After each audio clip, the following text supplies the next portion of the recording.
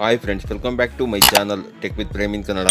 Friends, ಎಲ್ಲ ಹಿಂದುಳಿದ ವರ್ಗಗಳ ಅಭಿವೃದ್ಧಿ ನಿಗಮಗಳಿಂದ 2024-25ನೇ ಸಾಲಿಗೆ ಅರಿವು ಶೈಕ್ಷಣಿಕ ಸಾಲ ಯೋಜನೆಯ ಮುಖಾಂತರ ಹಾಗೆಯೇ ಕರ್ನಾಟಕ ವೀರಶೈವ ಲಿಂಗಾಯತ ಅಭಿವೃದ್ಧಿ ನಿಗಮದಲ್ಲಿ ಇದನ್ನ ಬಸವ ಬೆಳಗು ಯೋಜನೆ ಅಂತ ಕರೆಯಲಾಗುತ್ತೆ. ಈ ಯೋಜನೆಯ ಮುಖಾಂತರ ಸಿಇಟಿ ಮತ್ತು ನೀಟ್ ಇತ್ಯಾದಿ ಪ್ರವೇಶ ಪರೀಕ್ಷೆಯಲ್ಲಿ ಉತ್ತೀರ್ಣರಾಗಿ ಸರ್ಕಾರಿ ಕೋಟಾದಡಿ ಸೀಟು ಪಡೆದಿರುವಂತಹ ವೃತ್ತಿಪರ ಕೋರ್ಸ್ಗಳನ್ನು ವ್ಯಾಸಂಗ ಮಾಡುತ್ತಿರುವಂತಹ ಎಲ್ಲಾ ವಿದ್ಯಾರ್ಥಿಗಳಿಗೆ ವಾರ್ಷಿಕ 1 ಲಕ್ಷಗಳಂತೆ ಕೋರ್ಸ್ನ ಅವಧಿಗೆ 4 ರಿಂದ 5 ಲಕ್ಷಗಳವರೆಗೆ ಸಾಲ ಸೌಲಭ್ಯವನ್ನು ನೀಡಲಿಕ್ಕೆ ಅರ್ಜಿಯನ್ನು ಆಹ್ವಾನ ಮಾಡಿದ್ದಾರೆ. ಇದಕ್ಕೆ ಅರ್ಜಿ ಸಲ್ಲಿಸಲಿಕ್ಕೆ ನಿಮಗಿರಬೇಕಾಗಿರುವ ಅರ್ಹತೆಗಳೇನು, ಏನೇನು ದಾಖಲೆಗಳನ್ನು ನೀಡಬೇಕು, ಎಲ್ಲಿ ಅರ್ಜಿ ಹಾಕಬೇಕು, ಹಾಗೆಯೇ ಅರ್ಜಿ ಸಲ್ಲಿಸಲಿಕ್ಕೆ ಕೊನೆಯ ದಿನಾಂಕ ಯಾವುದು ಅನ್ನುವ ಸಂಪೂರ್ಣವಾದ ಮಾಹಿತಿಯನ್ನು ನಾನು ಈ ವಿಡಿಯೋದಲ್ಲಿ ನಿಮಗೆ ತಿಳಿಸ್ಕೊಡ್ತೇನೆ. ಅದಕ್ಕಿಂತ ಮುಂಚೆ ನೀವೇನಾದರೂ ನಮ್ಮ ಚಾನಲ್ಗೆ ಹೊಸಬರಾಗಿದ್ದರೆ ನಮ್ಮ ಚಾನಲ್ನ ಸಬ್ಸ್ಕ್ರೈಬ್ ಮಾಡಿಕೊಂಡು ಬೆಲ್ ಐಕಾನ್ನ ಕ್ಲಿಕ್ ಮಾಡ್ಕೊಳ್ಳಿ ಫ್ರೆಂಡ್ಸ್.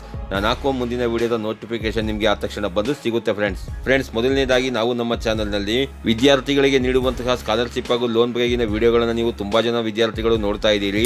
ಆದರೆ ನಮ್ಮ ಚಾನಲ್ನ ನೀವು ಸಬ್ಸ್ಕ್ರೈಬ್ ಮಾಡ್ಕೊಳ್ಳದೇನೆ ನೋಡ್ತಾ ಇದ್ದೀರಿ.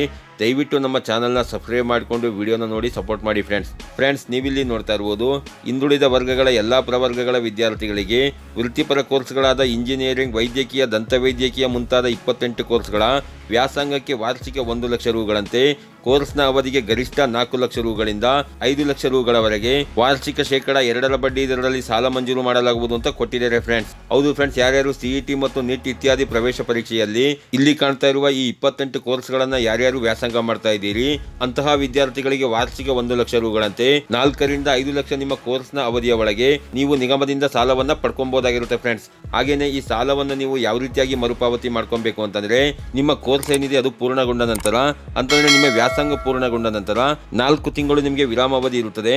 ಅಂತಂದ್ರೆ ಈ 4 ತಿಂಗಳು ನೀವೇನು ಸಾಲವನ್ನು ತಗೊಂಡಿರ್ತೀರಿ ಅದನ್ನ ಮರುಪಾವತಿ ಮಾಡೋ ಅವಶ್ಯಕತೆ ಇರೋದಿಲ್ಲ. ಆನಂತರ ನೀವು ಎಷ್ಟು ಸಾಲವನ್ನ ಪಡ್ಕೊಂಡಿರ್ತೀರಿ ಅದಕ್ಕೆ 2% ಬಡ್ಡಿಯನ್ನು ಸೇರಿಸಿ ಅದನ್ನ 36 ತಿಂಗಳುಗಳಲ್ಲಿ ಕಂತಿನ ರೂಪದಲ್ಲಿ ನೀವು ನಿಗಮಕ್ಕೆ ಮರುಪಾವತಿಯನ್ನ ಮಾಡಬೇಕಾಗಿರುತ್ತೆ ಫ್ರೆಂಡ್ಸ್.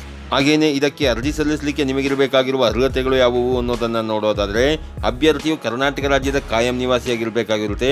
ಅಭ್ಯರ್ಥಿಯು ಹಿಂದುಳಿದ ವರ್ಗಗಳ ಪ್ರವರ್ಗ 1, 2A, 3A ಮತ್ತು 3Bಗೆ ಸೇರಿದವರಾಗಿರಬೇಕಾಗಿರುತ್ತೆ.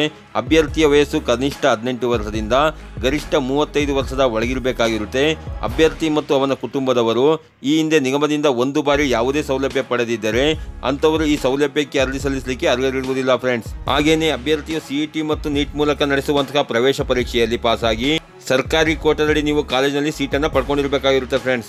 ಆಧಾರ್ ಕಾರ್ಡ್ಗೆ ಲಿಂಕ್ ಇರುವ ಬ್ಯಾಂಕ್ ಅಕೌಂಟ್ ಅನ್ನು ನೀವು ಹೊಂದಿರಬೇಕಾಗಿರುತ್ತೆ. ಕುಟುಂಬದ ವಾರ್ಷಿಕ ಆದಾಯ 3.5 ಲಕ್ಷದ ಒಳಗಿರಬೇಕಾಗಿರುತ್ತೆ ಫ್ರೆಂಡ್ಸ್. ಹಾಗೇನೆ ಇದಕ್ಕೆ ಅರ್ಜಿ ಸಲ್ಲಿಸಲಿಕ್ಕೆ ಬೇಕಾಗಿರುವ ದಾಖಲೆಗಳು ಯಾವುವು ಅನ್ನೋದನ್ನ ನೋಡೋದಾದ್ರೆ, ಆಧಾರ್ ಕಾರ್ಡ್ ಬೇಕಾಗುತ್ತೆ, ರೇಷನ್ ಕಾರ್ಡ್ ಬೇಕಾಗುತ್ತೆ, 10ನೇ ತರಗತಿ ಅಂಕಪಟ್ಟಿ ಬೇಕಾಗುತ್ತೆ, ಡಿಪ್ಲೊಮಾ ಮತ್ತು PUC ಅಂಕಪಟ್ಟಿ ಬೇಕಾಗುತ್ತೆ, ಜಾತಿ ಪ್ರಮಾಣ ಪತ್ರ ಬೇಕಾಗುತ್ತೆ, ಆದಾಯ ಪ್ರಮಾಣ ಪತ್ರ ಬೇಕಾಗುತ್ತೆ, ಸಿಇಟಿ ಅಥವಾ ನೀಟ್ ಪ್ರವೇಶ ಪತ್ರ ಬೇಕಾಗುತ್ತೆ, ಇಮೇಲ್ ID ಬೇಕಾಗುತ್ತೆ, ಪಾಸ್ಪೋರ್ಟ್ ಸೈಜ್ನ ಫೋಟೋ ಬೇಕಾಗುತ್ತೆ, ಬ್ಯಾಂಕ್ ಪಾಸ್ ಪುಸ್ತಕ ಬೇಕಾಗುತ್ತೆ. ಹಾಗೇನೆ ನಿಮ್ಮ ಬ್ಯಾಂಕ್ ಖಾತೆಗೆ ಕಡ್ಡಾಯವಾಗಿ ನಿಮ್ಮ ಆಧಾರ್ ಕಾರ್ಡ್ ಅನ್ನು ನೀವು ಸೀಡಿಂಗ್ ಮಾಡ್ಕೊಂಡಿರಬೇಕಾಗಿರುತ್ತೆ.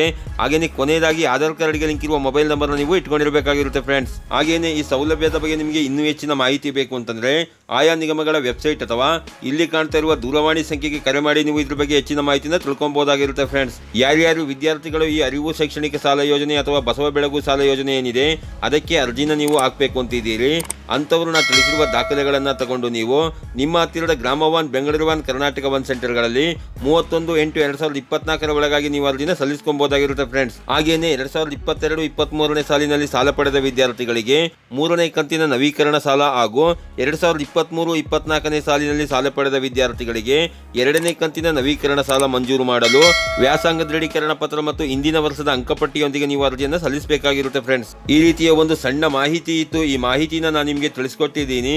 ಈ ಮಾಹಿತಿ ನಿಮಗೆ ಉಪಯುಕ್ತ ಅನಿಸಿದ್ರೆ ವಿಡಿಯೋಗೆ ಒಂದು ಲೈಕ್ ಮಾಡಿ, ಕಮೆಂಟ್ ಮಾಡಿ, ಶೇರ್ ಮಾಡಿ. ಹಾಗೆಯೇ ನನ್ನ ಚಾನಲ್ಗೆ ಹೊಸಬರಾಗಿದ್ದರೆ ನನ್ನ ಚಾನಲ್ನ ಸಬ್ಸ್ಕ್ರೈಬ್ ಮಾಡಿಕೊಂಡು ಬೆಲ್ ಐಕಾನ್ನ ಕ್ಲಿಕ್ ಮಾಡ್ಕೊಳ್ಳಿ ಫ್ರೆಂಡ್ಸ್. ನಾನು ಹಾಕುವ ಮುಂದಿನ ವಿಡಿಯೋದ ನೋಟಿಫಿಕೇಶನ್ ನಿಮಗೆ ಆ ತಕ್ಷಣ ಬಂದು ಸಿಗುತ್ತೆ ಫ್ರೆಂಡ್ಸ್.